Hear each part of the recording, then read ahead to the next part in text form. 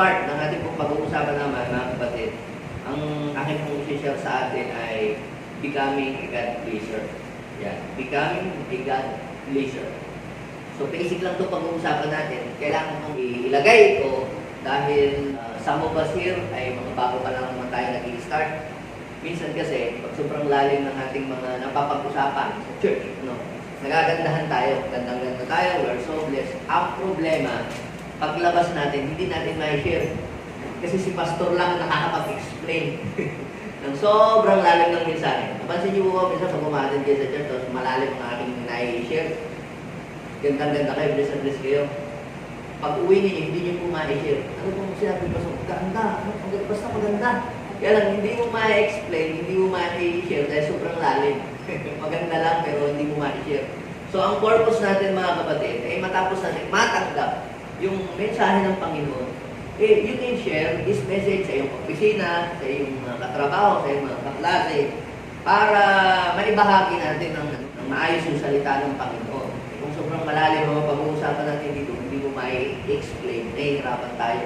So, ang ating pong purpose mga kapatid, hindi lang para matuto at maka-alam na sa Diyos, kundi malaman din natin dito kung anong ating ibabahagi sa ating mga small group, sa ating mga kasambahay, kung saan po yun, at share po kayo sa mga online, you can use this teaching at you can improve this message. At mas may share pa ninyo ng mas maganda, o may maisip pa kayo ng mas maganda, yun po ang napakaganda mga kapatid.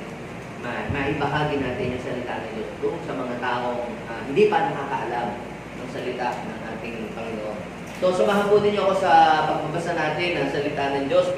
2 Timothy chapter 2, verse 3 to 4.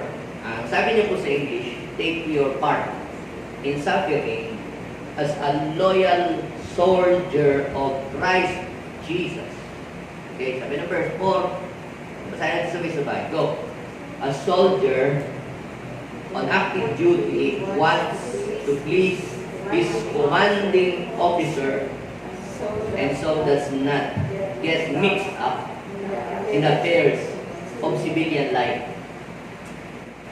Inihalintulad na Apostol Pablo ang isang tagasunod ni Kristo sa isang soldier o sa isang kawal.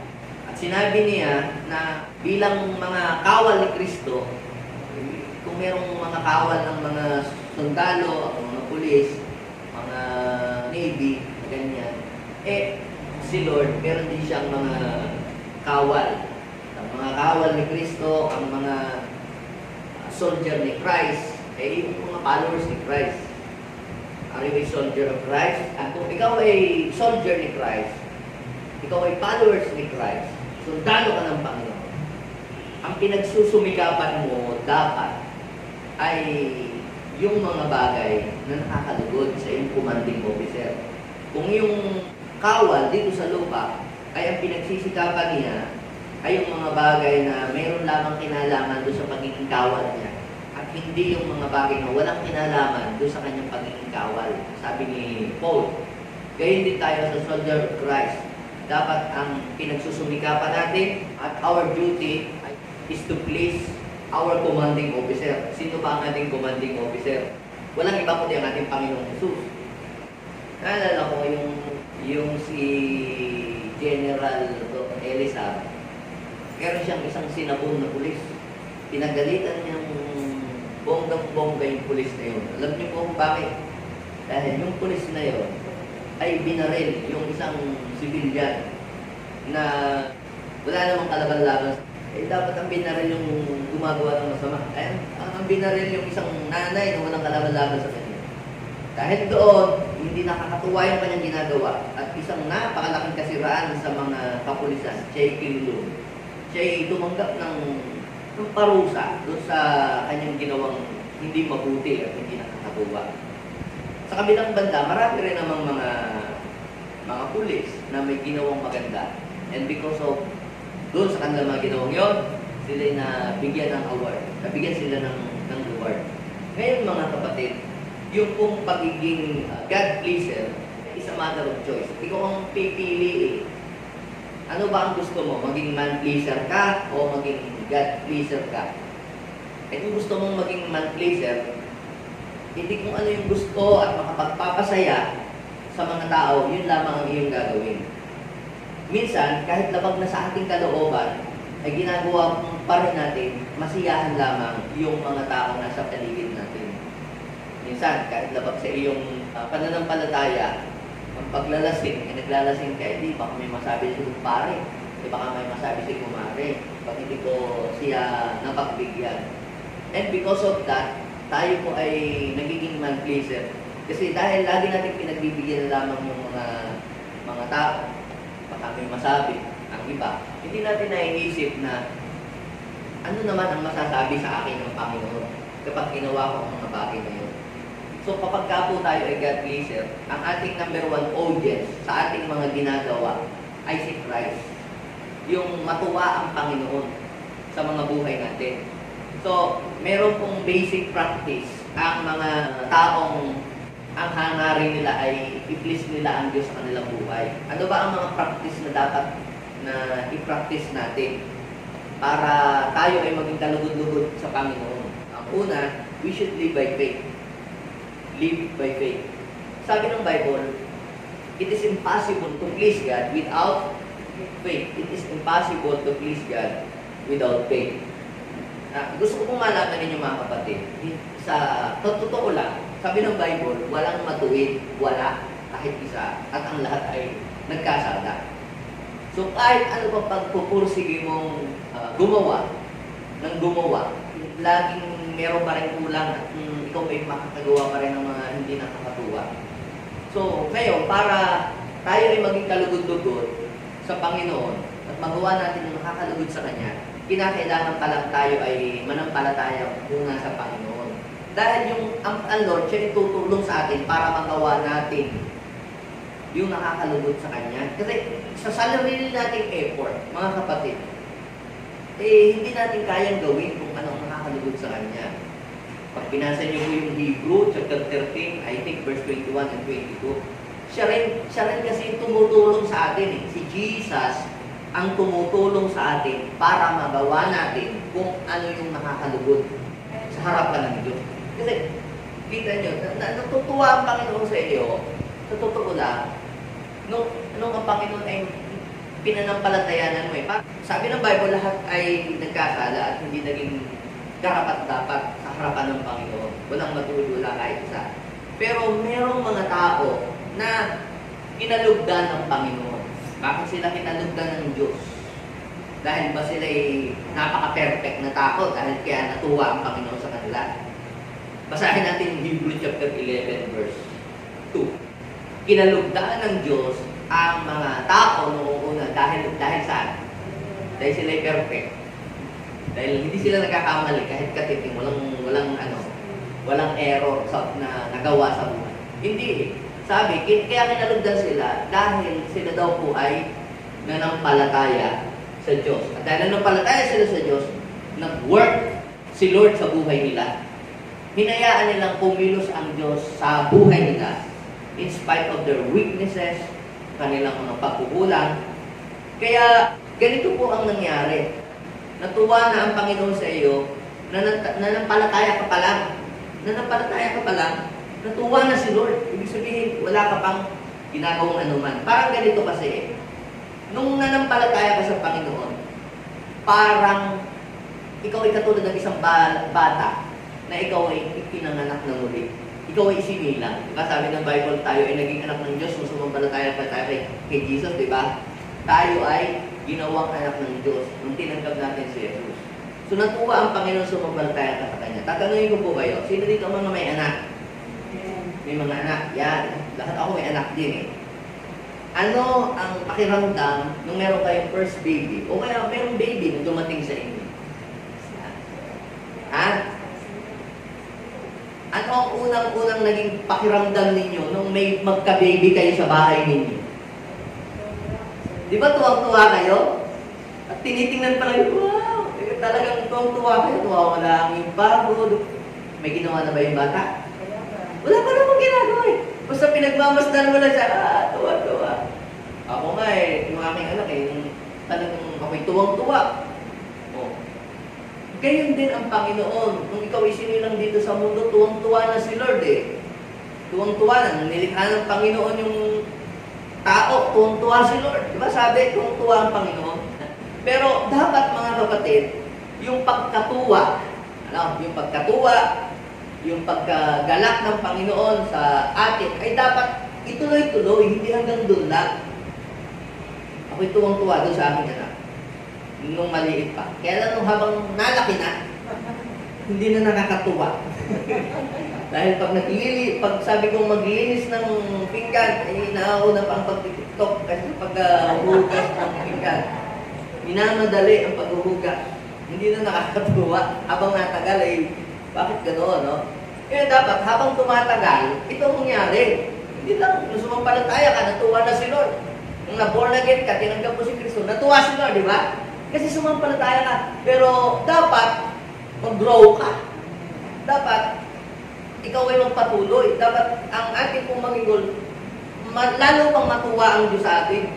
Lalo pa siyang mapli sa ating buhay. Doon ngayon papasok itong mga bagay na pinag-aaralan natin, mga kapatid. So, pero ito, nag-uumpisa sa pananampalataya. Kaya sabi, it is impossible to please God without faith. Kasi yung faith ang tutulong sa atin para ano? Para magawa natin yung mga bagay na ano? Nakakalugod sa Panginoon. Kita po ninyo, kung ikaw ay nananampalataya na nakatingin ang Panginoon sa iyo ngayon, nananampalataya ba kayo nakatingin si Lord sa atin ngayon? Nananampalataya ba tayo nandito sa ating kalagitnaan si Lord? So dahil nandito si Lord, mag-behave ka. O ikaw, nagtatrabaho ka sa opisina o nagdinegosyo o ano mang ginagawa mo? O nag-aaral, nandun ka sa school. Ikaw ba ay may faith na kahit nasa school ka, nandoon si Lord, wala lang, hindi lang dito sa church? So, dahil may faith ka, na nandun si Lord at nakatingin, kahit walang CCTV sa inyong opisina, gagawin mo ang lahat ng ginagawa dahil alam mo, kahit hindi mo nakikita si Lord, nakatingin siya sa iyo. Kaya, wala naman si Lord ito, wala naman ako ito. Ay ano ka ang ibig sabihin ng faith? Ang faith, sabi ng Hebrew chapter 11 verse 1, anong sabi? Tayo daw ay may pananampalataya kung ano, naniniwala tayong mangyayari ang mga bagay na inaasahan natin at maniniwala tayo sa mga bagay na hindi na kikita. Hindi natin nakikita ang Diyos. Pero nanampalataya ka. Yan ang sabi ng Hebrew. Chapter 11 verse 2. Kaya natuwa ang Panginoon doon sa mga tao noon, kila Moses, kila Abraham, kila David, at doon pa sa iba pang mga prophet, ay dahil sila daw po ay nanampalataya sa Panginoon. Tutuusin nga eh, baka nga mas mabait ka pa sa kanila eh. Pero dapat ay mauna yung iyong pananampalataya sa Diyos muna, bago yung iyong kabaitan. Matutuwa ang Panginoon kapag ikaw ay nagkaroon ng isang totoong pananampalataya talaga sa Kanya. Pero kung puro ka duda at puro ka pag-aalinlangan doon sa kakayahan ng Panginoon, hindi matutuwa ang Panginoon sa iyo. Every time na ang mga disciples ay magpapakita ng kawalang pananampalataya, minsan si Lord sumisimangot ang mukha. Minsan si Lord ay nagagalit. Naalala niyo ba nung si Jesus ay galing doon sa Mount of Olives, tapos pagbaba, diba, meron po doon isang mini-ministeran yung mga mga disciple. Hindi nila mapalabas yung masamang espiritu. Kaya dinala kay Jesus. Anong sabi ni Jesus? Mga lahing walang pananampalataya. Hanggang kailan ko kayo magtitisa? Meron naman din isang yung pingkaw ang kamay, ang Panginoong Jesus ay nandun sa temple. Tapos ngayon, binabantayan ng mga priest, papagalingin ba ito ni Jesus o hindi? Kaya si Jesus ay nagtanong, kung kayo ay mayroong nahulog na donkey dyan sa balon, di ba kukunin kahit araw ng pamamahinga? Kung mukha ng Panginoon sabi, makikita daw sa kanyang mukha yung lungkot. Dahil doon sa kawalan ng pananampalataya ng mga tao doon sa paligid mo. Pero meron naman pong nakapagpasaya at nakapagbigay ng galak sa Panginoon. nung makasalubong niya yung isang Roman soldier na sabi, huwag na daw pumunta sa kanilang bahay at magsalita lamang. Sabi na, pero wala akong nakitang ganitong tao sa Israel. Ganyan din doon sa isang babaeng nakipagsiksikan, tapos hinawakan niya yung laylayan damit ng Panginoon. At ganyan din doon sa isang babaeng nagwala doon sa gitna ng maraming mga tao. Dahil yung kanyang anak ay hinihingi niya pagalingin ng ating Panginoong Jesus. So, ang pananampalataya, ito po ang nakakatulong sa atin para magawa natin kung ano yung nakakadugod sa Panginoon. Nalulugod ang Panginoon kapag nananampalataya ka sa Kanya. Bakit? Kasi hindi ka nagtitiwala sa sarili mong kagalingan, kahusayan, kalakasan, kundi ikaw ay nagdidepende sa Panginoon.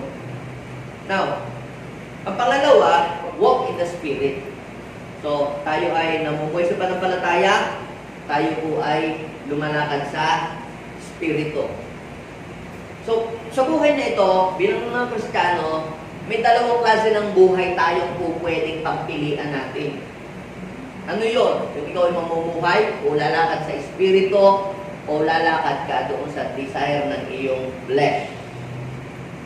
How are you today? Are you walking in the Spirit or are you walking in the flesh?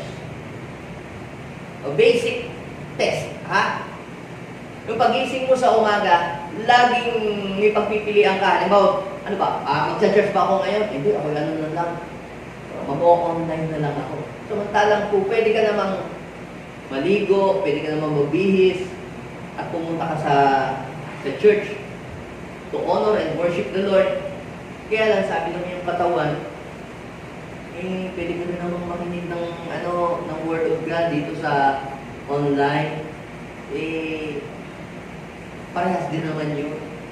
O kaya naman, gumising ka, nag-set ka ng alarm clock mo na gigising kang alas 5, tumunog ang alarm clock at ayun ay hudyat na para mag-pray ka. Pero ginawa mo, tumunog yung alarm clock, pinatay mo, natulog ka ulit. Kasi sabi ng iyong katawan, masarap matulog kasi malamig ang panahon na ngayon. Ngayon, kapag ka lagi mong sinusunod, yung gusto ng iyong katawan lagi, yung udyok ng iyong katawan, sabi doon, it is impossible to please God. Kapag ka lagi mong sinusunod ang desire ng iyong katawan, sabi ng Romans chapter 8, verse 8. If we are living in the flesh, yan, dahil magkalaban yung gusto ng ating katawan at saka yung dinidesire ng ating spirit. Noong kung tayo tumanggap na kay Jesus bilang ating tagapagligtas, meron na po tayong espiritu na pumupunik sa Ama. Na ngayon, mga kapatid, naglalaban yung sinasabi ng katawan mo at yung naglalaban yung sinasabi ng espiritu mo. Okay? Ano ang sabi ng iyong espiritu? Bumangon ka na, mag-worship ka na sa Panginoon, ikaw ay magdasal na, basa ka na ng Bible. Pumunta ka sa church. Yan yung bulong ng iyong espiritu. Oh. Ang sabi ng Panginoon, magpuyat kayo, manalangin. The spirit is willing, but the flesh is weak. Kaya, tingnan po natin, kapag lagi nating sinusunod yung gusto ng ating katawan, tayo magiging weak. Dahil ang flesh ay weak. Pero kapag sinusunod natin ang udyok lagi ng espiritu, di masusunod natin ang gusto, yung kalooban ng Diyos. So, ikaw na naman ang mamimili. Ano ba ang gusto mo? I-please lagi si Lord sa araw-araw, sa buhay mo. Kinakailangan, you must walk in the Spirit and not according to the desire of your flesh. Marami na po tayo mga isinuupo, lalo na halimbawa yung mga talagang naging alipin ng bisyo noong una-una, nung hindi pa kayo nakakakilala sa Panginoon. Sa totoo lang, yung pong mga nakasanayan na pinagis na, o kaya naging chain smoker ka, o kaya naging manginginom ka, o kaya naging sugarol ka. Halimbawa yun, nung ikaw ay mag-born again, lahat ng yun sinurrender mo na. Kaya lamang mayroong mga araw mayroong mga panahon na parang gumigising yung mga desire mong yun sa iyong sarili, sa iyong katawan. Kasi siyempre nasa katawan pang tao ka eh. Bibigyan ko kayo ng example. Di ba yung mga nagda-diet dito, sabi ko, no rice na ako ngayon, no rice. Kain ka nga, no rice, no rice. Naku, after 1 month, naku, balik ka ulit doon sa dati. Lalong pumapalang yung bilbil na parang rice terrorism. Kasi, sa totoo lang, simula pa bata, nasanay ka na doon. Ngayon, paano gagawin mo? It takes self-discipline. Ano ang gagawin mo? Anong gusto mo? Matuwa si Lord o hindi? Anong gusto mo? Kung sa physical, anong gusto mo? Magkaroon ka ng maraming bilbil o maging maganda ang iyong shape ng iyong katawan? So, ikaw ang pipili dun eh. Kung ano ang gagawin. So, kaya ang sabi ng Bible, doon sa Roma 8:8, yan. Anong sabi ng Roma 8? Sabi doon, at ang mga nabubuhay, ayon sa laman, ay hindi maaari. Kasi ang mga taong namumuhay sa laman, ang gusto lamang po niyan palagi, yung mga pleasure. Okay? Do not misinterpret me. Hindi ko po sinasabi na bawal pumunta sa beach. Hindi ko po sinasabi na tayo hindi na dapat magiging masaya, sa simbahan na lang tayo lagi. Hindi naman killjoy si Lord. Ang sinasabi ko po, yung oras na para dapat ay ibigay mo sa Panginoon ay nakukuha na ng mga bagay, na mga makamundong bagay. Alam mo yan sa iyong sarili. Kapag lagi mong sinunod ang desire ng iyong katawan. Kasi ang gusto lagi ng katawang ito ay i-please lang yung kanyang sarili. O halimbawa, sabi ng iyong spirit, kailangan mong mag-worship. Sabi naman ng iyong katawan, na itong flesh, kailangan mong manood ng drama. O, ano na susundin mo doon? Sa dalawa. Kung ang susundin mo ay yung sinasabi ng iyong flesh, na manonood ka ng TV o manonood ka ng mga palabas, so hindi mo magagawa yung makakalugod sa Diyos. Kaya tingnan po ninyo, pansinin natin, pastor, nahihirapan talaga ako hindi mo talaga magawa ay doon mo papaganahin yung iyong pananampalataya, hindi yung iyong feeling. Alam niyo po ba ang ating Panginoong Jesus nung siya malapit at ipako sa krus? Sabi ng ama mo, kung maaari, ilayo mo na sa akin itong saro ng paghihirap. Pero biglang kumambyo ang Panginoon. But not my will, but your will be done. Ibig sabihin, kung katawan ng ating Panginoong Jesus ang susundin, ay ayaw yung nga pa ako sa krus, masakit kaya yun. Siguro, kung papaganahin mo yung flesh mo ngayong oras na ito, yung iba dito hindi na makakapunta sa church Pagod na kayo sa di ba? Pagtatrabaho ninyo, pamula pa nung Lunes, nung Linggo pa nga, hanggang sa kahapon, napuyat pa kayo, dahil yung kinausap. Talagang laglag ng katawan mo, sobrang mo ng pagod. So, dapat linggo ngayon, pahinga ka na maghapon siguro, na nakahiga ka na para ma-restore yung physical mo na kalakasan. Pero mas pinili mong pumunta dito, in spite of meron kang nararamdaman kung ano-ano. Alam niyo po mga kapatid, ang pananampalataya, hindi sa feeling, kundi yun ay yung pinaniniwalaan mo na mabuti na itinuturo sa Diyos. Kasi kung tutuusin mo, ang Panginoong Jesus, ang sinunod niya na yung feeling niya, hindi na rin siya mamamatay sa krus. Hindi na rin siya magbubuhat ng krus. Pero dahil ikaw ay lumakad sa Espiritu, nagawa mo yung kalooban ng Diyos. Kaya nandito ka ngayon Yung iba dito, may mga pupuntahan, may mga okasyon, may birthday, suot ng pagka. Sa Diyos may pagkain ba? Kung magugutom lang tayo, huwag na tayo pumunta, doon na lang tayo sa handaan. So pinili mo na naman ang desire ng iyong flesh, and because of that, hindi mo nagawa yung nakakalugod sa Panginoon. Yung sabi ng Bible, ang mga nabubuhay ayon sa laman ay hindi maaaring kalugdan ng Diyos. So, kung gusto mong maging kalugod-lugod ka sa Panginoon, ang lagi mong sundin, ay hindi yung sinasabi ng hilig ng iyong katawan, kundi yung inuudyok lagi ng iyong Espiritu sa iyo. Ang pangatlo na practice, ito, worship the Lord in spirit and in truth. Yung pong singing, hindi yun ang worship. Yung singing is not worship. Sabi ng Panginoon, at dumarating ngayong panahon, ngayon na nga ng mga tunay na sumasamba sa Ama, isasamba sa Espiritu at sa katotohanan. Sabi ng John chapter 4, verse 23 and 24, ito ang hinahanap ng Ama sa mga sumasamba sa Kanya. God longs a true worship. At yan ang hinahanap ng Panginoon sa Kanya. Meron po dalawang magkapatid sa Bible, sa Old Testament. Kilala po natin yun eh. Si Cain at saka si Abel. Dumating po yung panahon na sila ay mag-aalay sa Panginoon. Ito po ay panahon ng pagsamba nila kay Lord. Yung isa, nag-aalay ng kanyang mga tanim. At yun namang isa, kinuha niya yung pinakamainam sa isa sa mga inaalagaan niyang hayop at ibinigay sa Panginoon.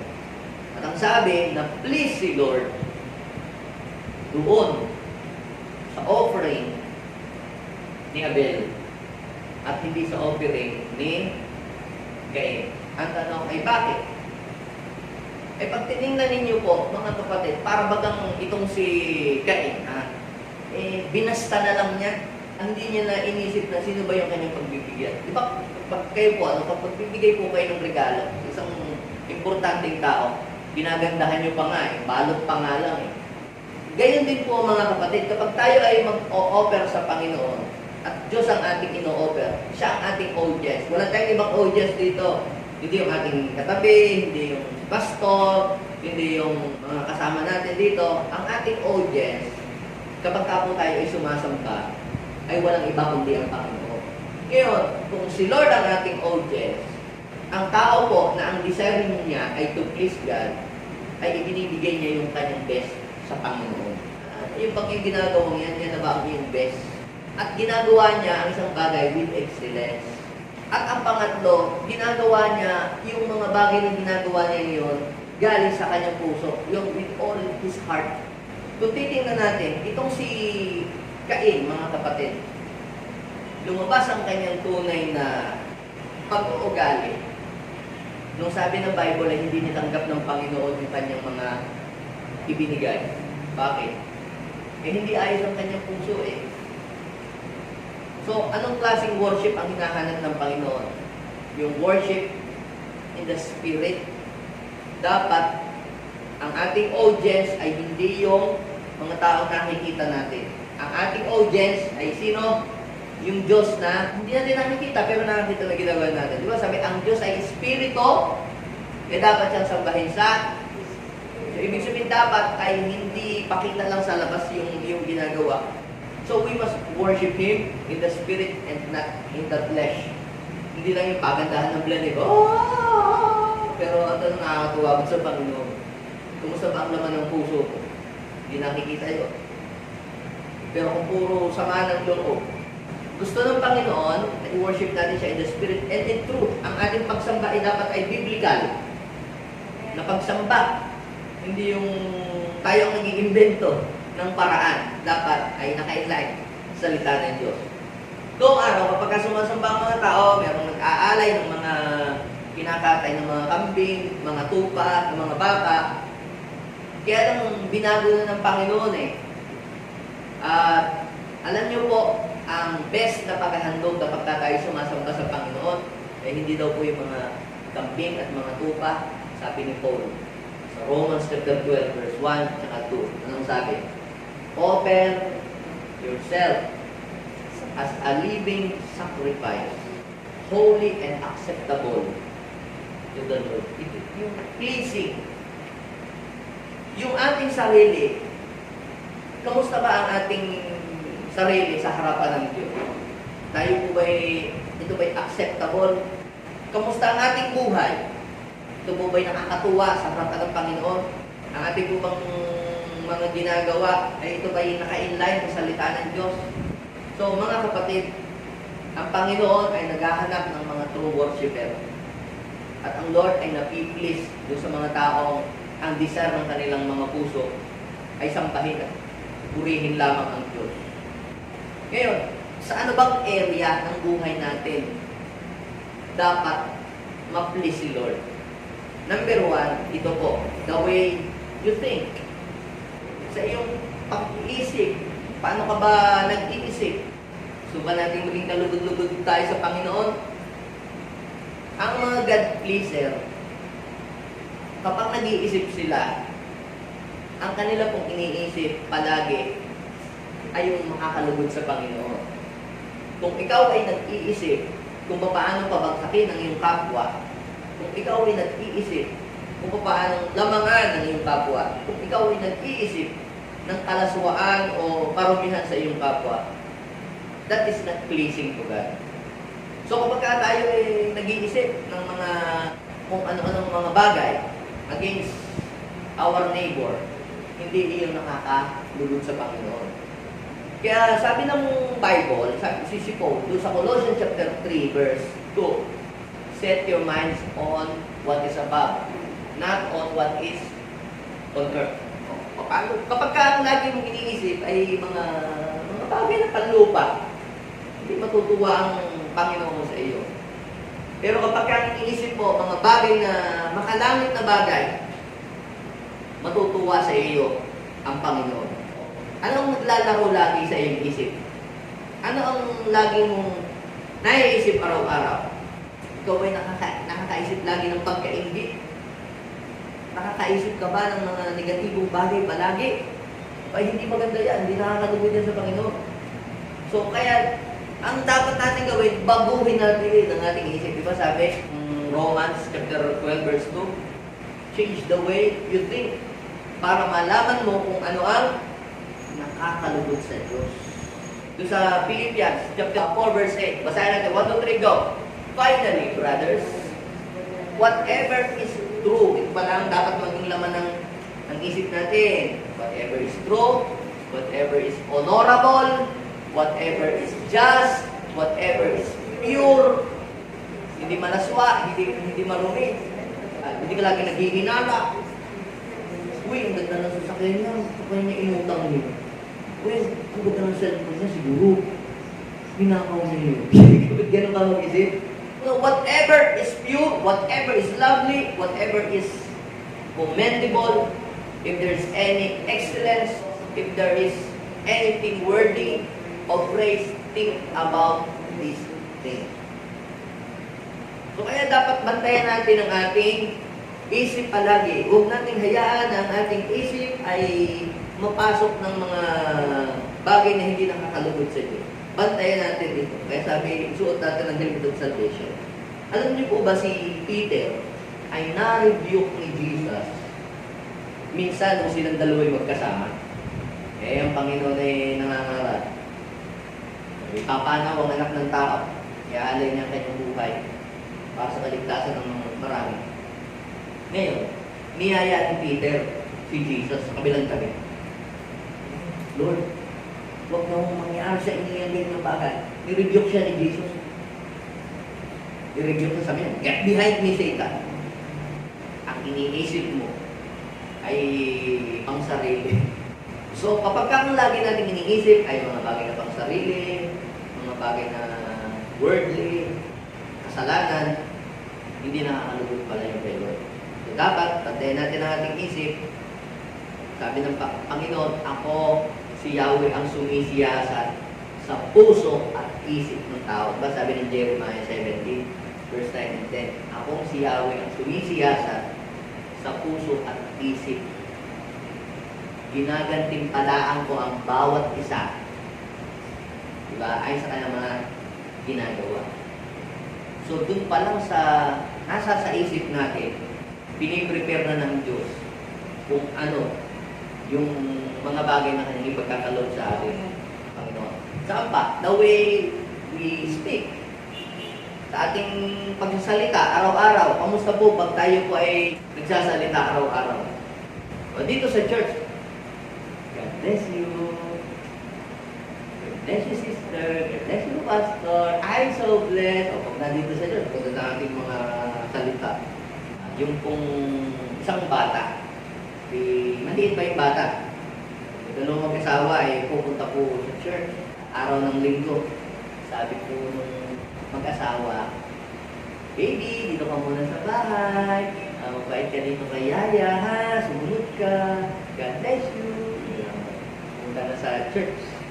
Sabi ng bata, Yaya, sama. Lagi na lang araw ng Sunday. Sabi, bakit naman? Kasi pag Sunday, ganda-ganda ng sinasabi ng mami, tsaka ng daddy. Ano pong ibig kong sabihin? Dapat, hindi lang pagka yung linggo tayo may magandang sinasabing salita. Dapat araw-araw, i-practice natin yung mga salitang kaya-aya. Kaya-aya sa pandinig ng ating kapwa at higit sa lahat, kaya-aya sa pandinig ng Panginoon. Kung puro reklamo na lamang pala tayo lagi, nalabas sa ating bibig, puro reklamo, puro panisi ng kapwa, puro pagmumormor, hindi pala po yun nakaka-please kay Lord. Tingnan niyo po ang nangyari sa bansang Israel. Diba? Sila'y dadalhin ng Panginoon sa lupang pinangako. Pero, nung kung sila'y nahirapan, dumaan po sila doon sa disyerto, nagipit sila, walang mainom, walang tinapay, walang pagkain. Grabe po yung pagrereklamo. Totoo sila naman mga kapatid, talaga namang napakahirap nga. Imagine, pupunta ka dumaan sa disyerto, wala kang iinumin doon, wala kang pagkain. Yung iba nga, napapamura na eh. Pero, tayo ay kinakailangang sanayin natin dahil nakakilala tayo sa Panginoon ng mga salita na nakakalugod. Kamusta ang iyong pagsasalita? Natutuwa ba sila sa iyong mga salita? Sa salita pa lang, hindi ka na nakakatuwa. O kung hindi mo sisisihin ang gobyerno, sisisihin mo ang iyong kapitbahay, sisisihin mo ang iyong mga magulang, ang mga Israelitan, bakit nagalit ang Panginoon sa kanila? Kasi po, sila po'y lagi nagrereklamo sa Diyos. Di ba may verse tayo na lagi natin kinokot lagi? Yung Numbers chapter 14, verse 28.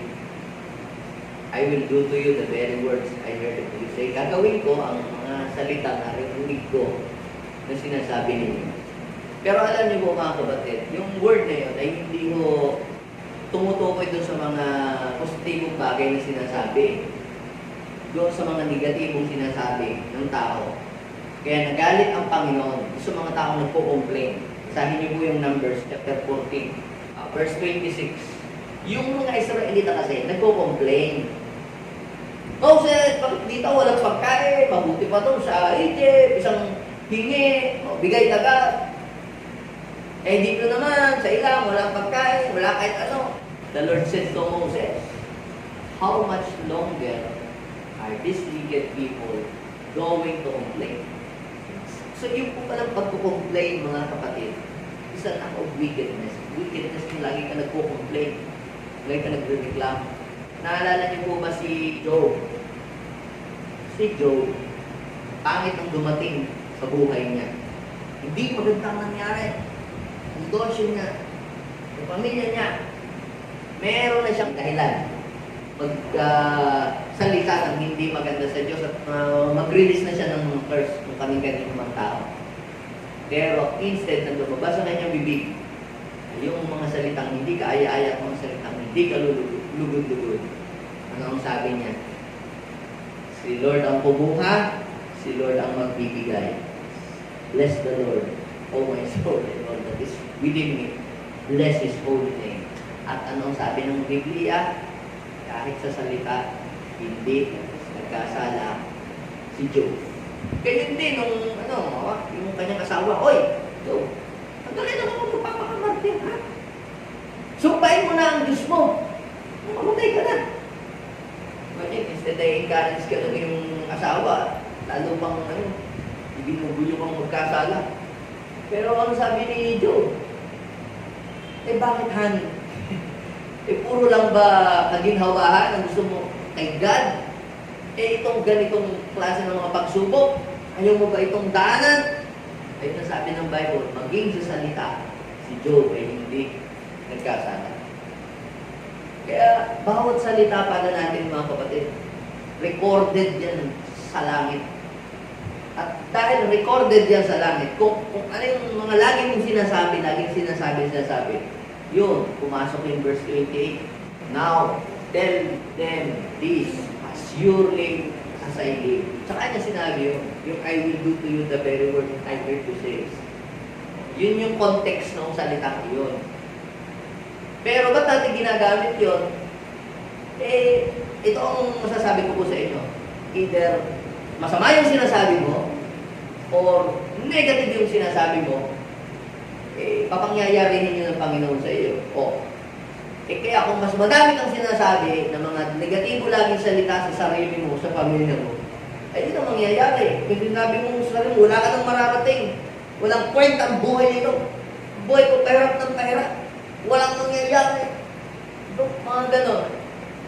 Kaya, sabi ng Panginoon, I will do to you the very word I heard you say. So, anong gusto mong gawin sa iyo ng Panginoon?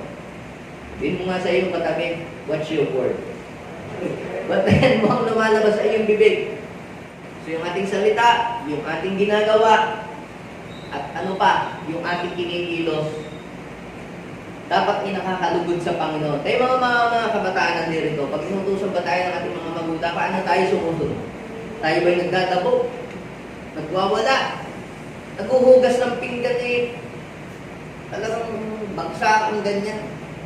Kasi na-interrupt yung iyong pagtitiktok o pagmumobile legend. Ano ang sabi ng salita ng Diyos? Ephesians chapter 6, 1, 2, 3. Children, obey your parents. Sundin niyo yung mga magulang, anak-anak sa Panginoon. Sapagkat ito ang gusto niya, itong nakakalugod at giginhawang yung buhay. Bless kayo, mga anak o mga apo-apo na inyo pong mga magulang, ang inyong parent, ay ipinopush kayo na pumunta kayo sa church at dumadok. Huwag kang maano doon, huwag kang sumamaan doon. Gusto mo, lagi kami nasa church. Lagi na nakanto sa church. Pag-linggo, gigising mo aga at prayer meeting. Congratulations, you are blessed kung ganyan ang iyong mga magulang. Samantalang ang iba nga dito, hinahadlangan ng asawa, hinahadlangan ng magulang. Ay, pupunta sa church.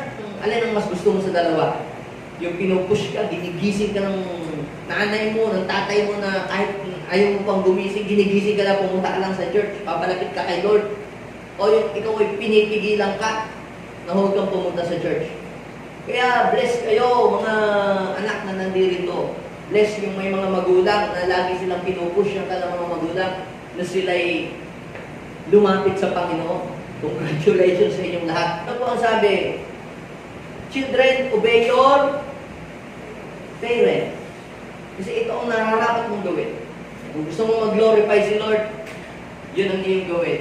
First Peter, basahin po natin yun. Chapter 3, verse 11. Ang gawaing masama ay iwasan sa Sunday.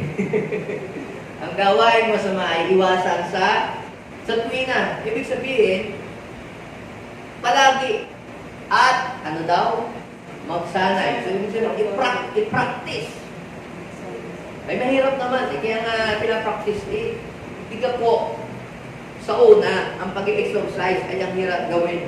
Pag ginawa mo ito, sakit ng ganito. Sa una ay mahirap. Pero kapag lagi ka nang nag-exercise, nag-stretching, nagiging madali na kasi nasanay ng iyong katawan at lagi nang hinahanap ito ng katawan mo, yung pag-exercise. Tingnan nyo, magulat ka lang, ay, puto ko chita, may kasama pang latik. Pag kamalasan ng dumating, ay, laging mga puto ko chita. Ganyan, ang dami mga sinasabing mga salitang lalabas. Pag nagulat, gano'n. Kahit blessing din. Ay, puto ko chita, kumama ako sa loto o sa wedding.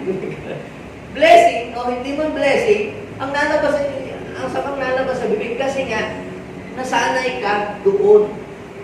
Sa environment mo, yung laging naririnig mo, yung mga klase mo, opisina mo, yun ang mga sinasabi, lingwahe mo na din.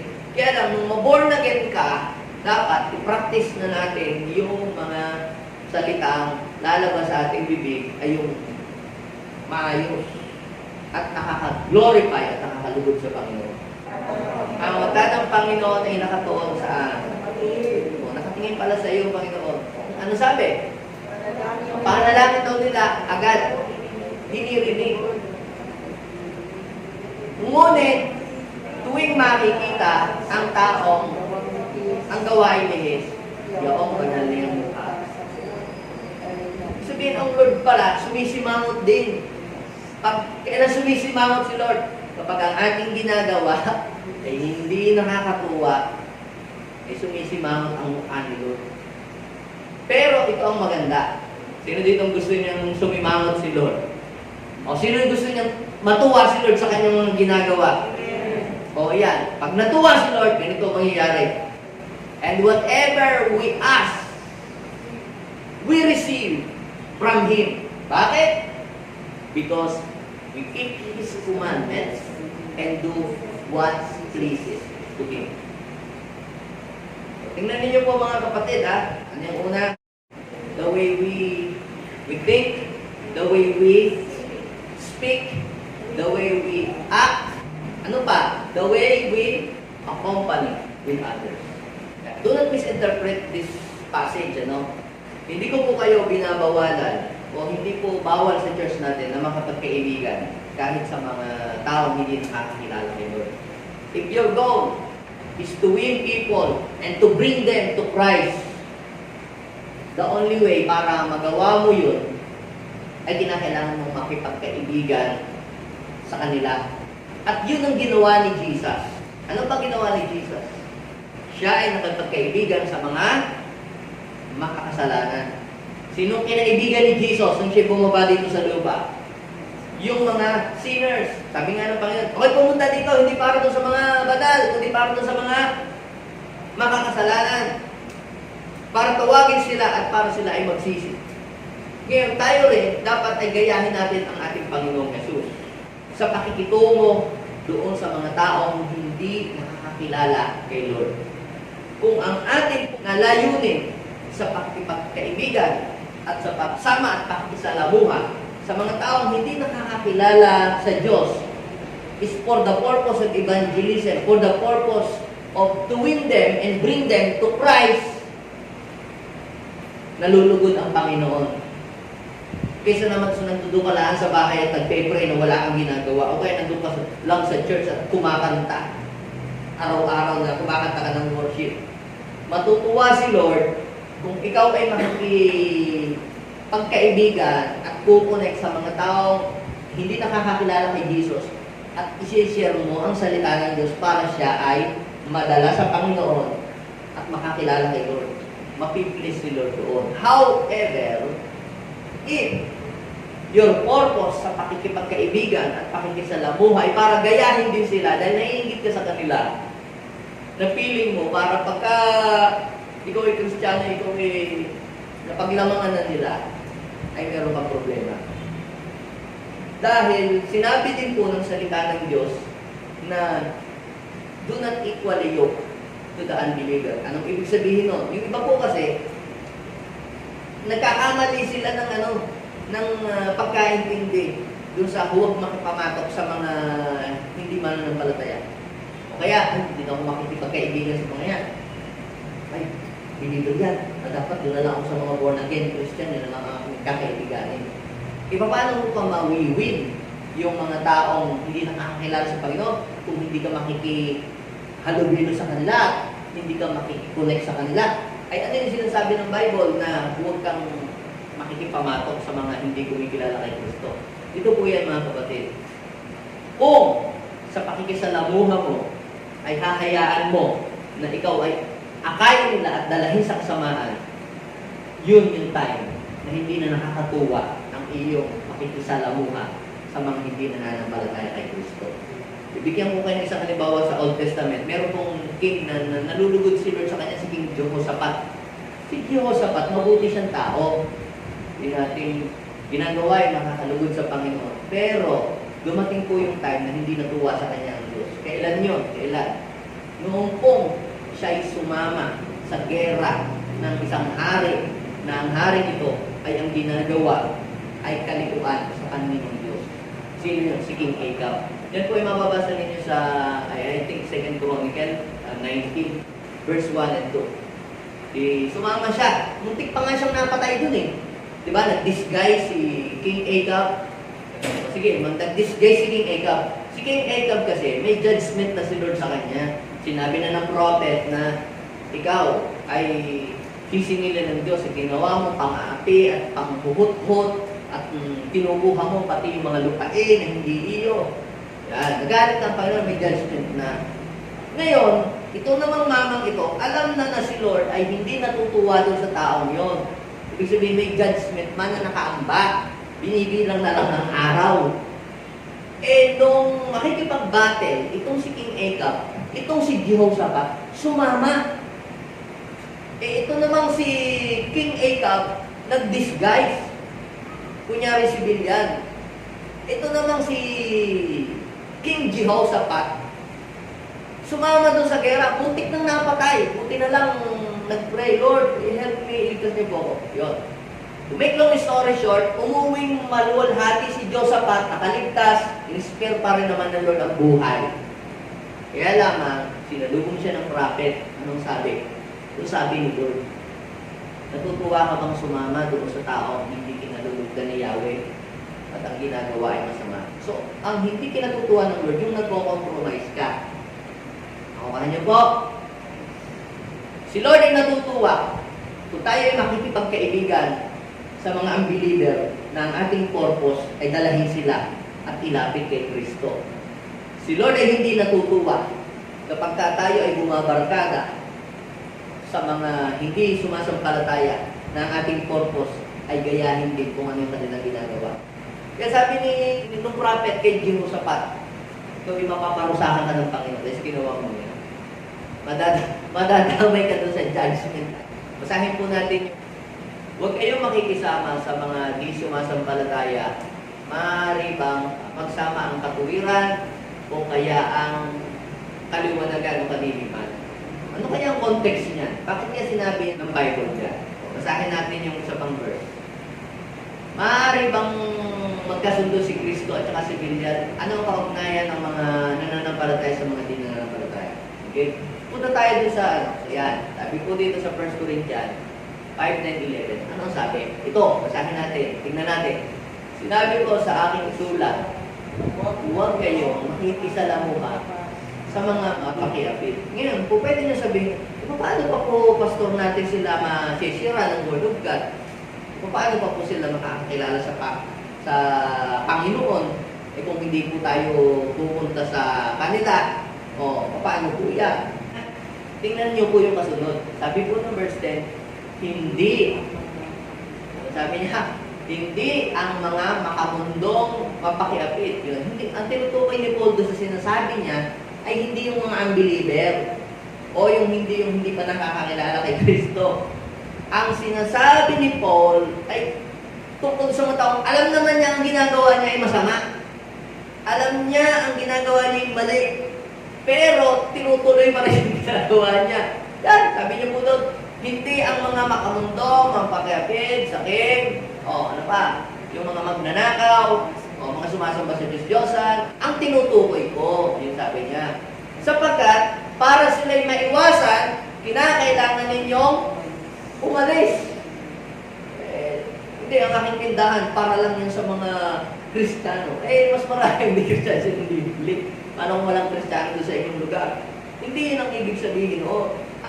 Ang tinutukoy daw po ni Paul ay hindi yung mga kasalanan na layuan. Dahil parang makalayo ka, kalang alis ka na dito sa lupa, tangan sa langit.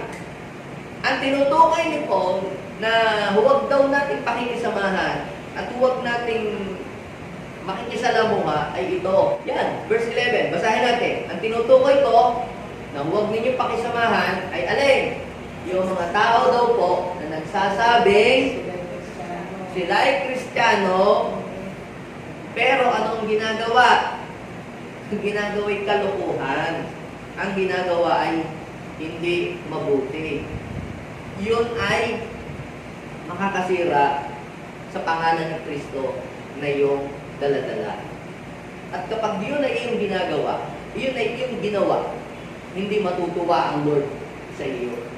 Sabi po doon, yun daw po mga nagsasabi Kristiyano siya, ngunit siya daw po ay nakikiapid, siya daw po ay sakim, siya daw po ay sumasamba sa Diyos-Diyosan, nanglalae, ano pa, naglalasing, nagnanakaw, ay huwag kayong makikisama. Get away from them.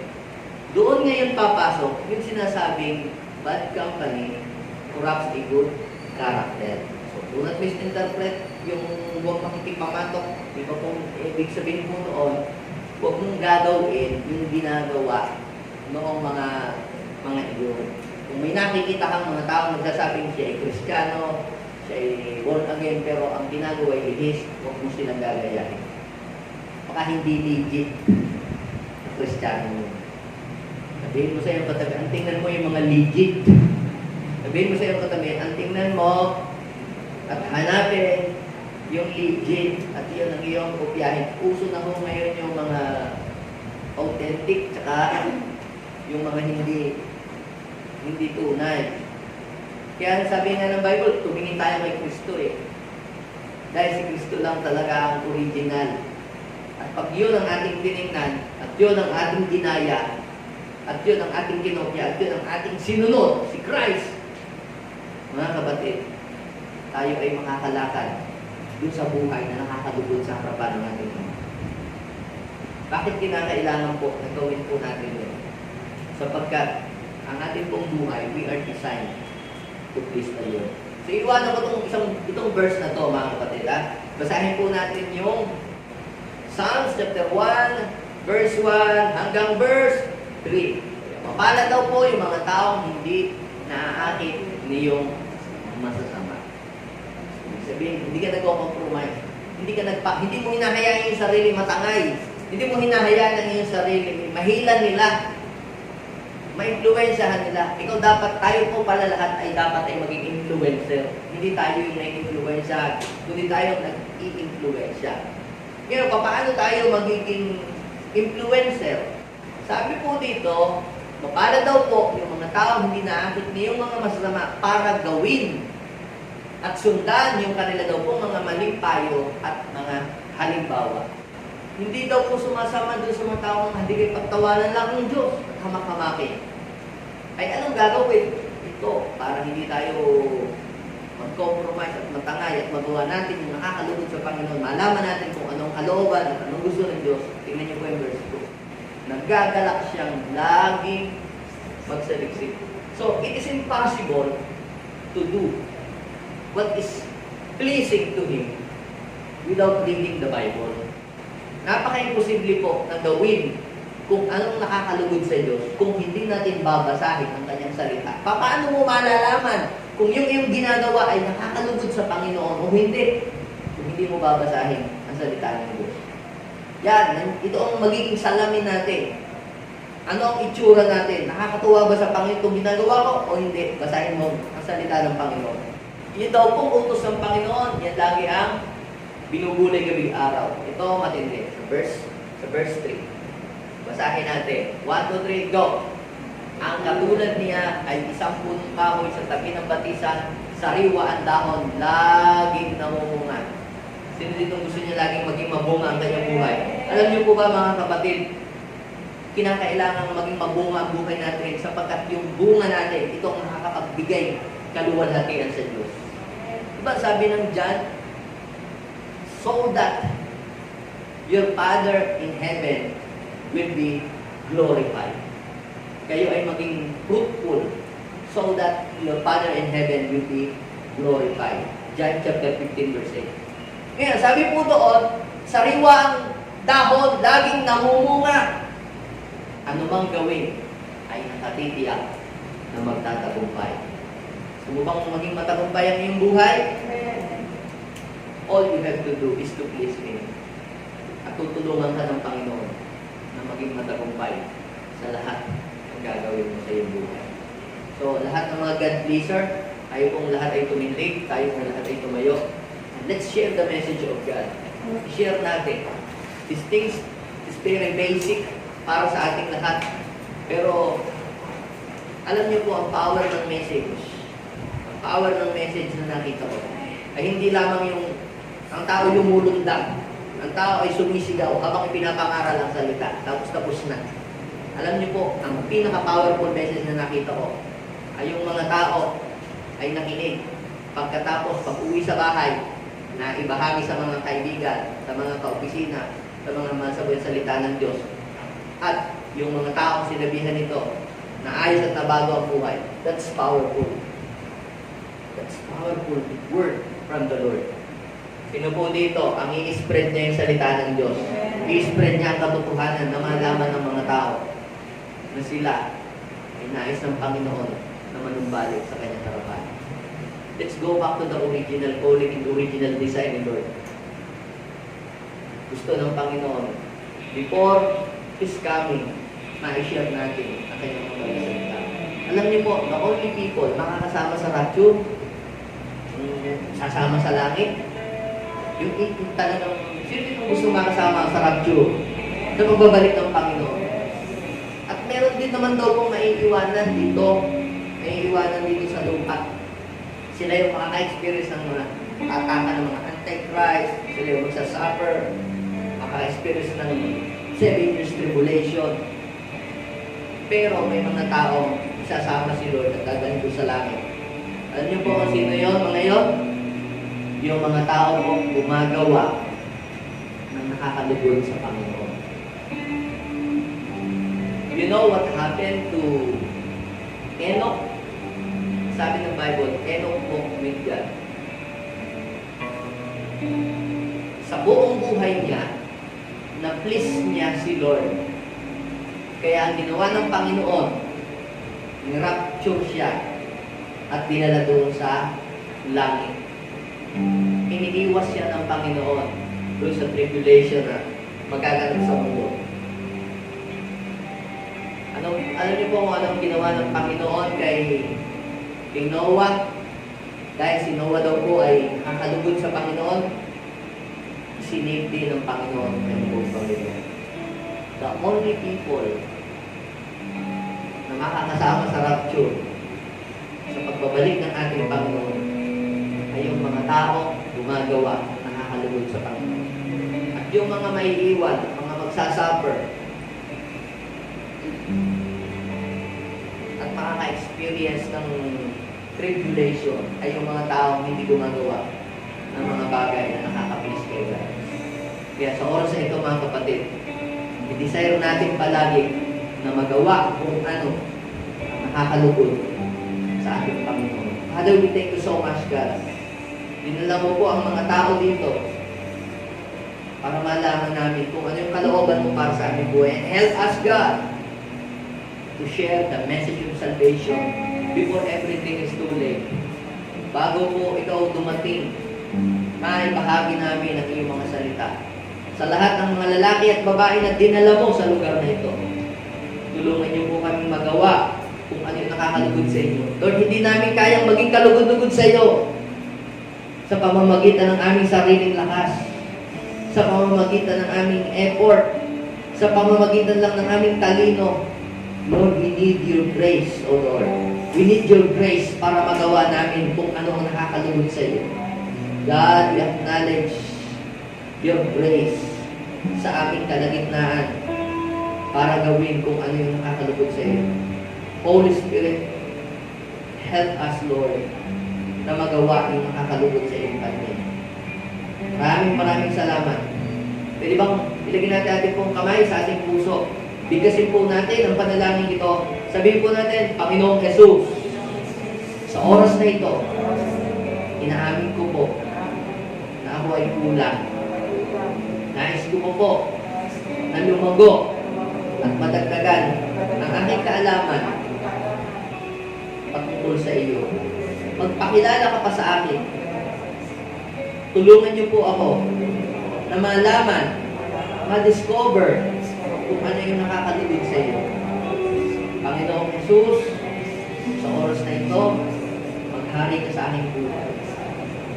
Mula ngayon, sa pamamagitan ng sa aking mga salita, sa aking isip, sa aking mga ginagawa, at sa aking pakikihalubilo sa mga tao, Lord, magiging kalugod-lugod, Panginoon, sa iyo. Sa oras na ito, hinihiling ko po na maranasan ko lagi ang inyong paghahari sa aking buhay. In Jesus' name, Amen. Ako na lang magpe-pray. Lord, bless these people. Hayaan mo po, Panginoon, na ang mga salita po na kanilang narinig.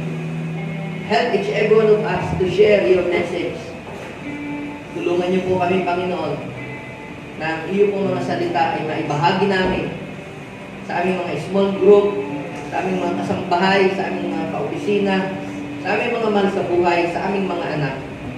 Lord, sa iyo lamang hugas na papuri at pasalamat. It's our prayer in Jesus' name, and all God pleasers say, Amen.